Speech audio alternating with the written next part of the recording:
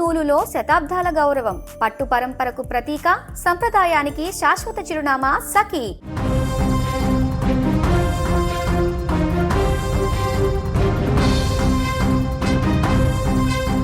ఉమ్మడి ఆంధ్రప్రదేశ్ రాష్ట్ర మాజీ ముఖ్యమంత్రి, సీనియర్ రాజకీయ నేత నాదెండ్ల భాస్కర్ రావు తుదిశ్వాస విడిచారు.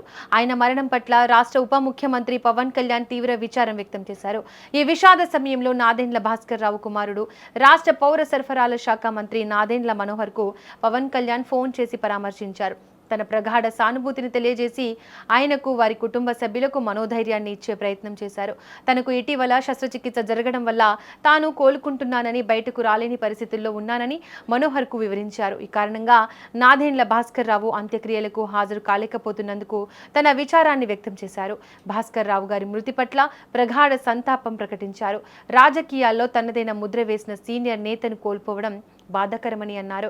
ఇక తండ్రిని కోల్పోయిన పుత్రశోకంలో ఉన్న మంత్రి నాదెండ్ల మనోహర్ ను పవన్ కళ్యాణ్ ఓదార్చారు. ఈ తీవ్ర విషాదం నుంచి ఆయన, వారి కుటుంబ సభ్యులు త్వరగా కోలుకోవాలని ఆకాంక్షించారు.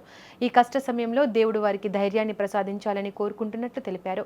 పవన్ కళ్యాణ్, నాదెండ్ల మనోహర్ జనసేన పార్టీలో కీలక నేతలుగా ఉన్న విషయం తెలిసిందే. ఈ నేపథ్యంలో తన సహచర నేత కుటుంబంలో జరిగిన ఈ విషాదం పట్ల పవన్ కళ్యాణ్ స్పందించిన తీరు ప్రాధాన్యత సంతరించుకుంది. ఇక మరోపక్క నాదెండ్ల మనోహర్ ను మెగాస్టార్ చిరంజీవి పరామర్శించారు. భాస్కర్ రావు మరణ వార్త తెలుసుకున్న చిరంజీవి నేరుగా మనోహర్ ఇంటికి వెళ్లి నాదెండ్ల భాస్కర్ రావు భౌతిక కాయానికి నివాళులర్పించారు.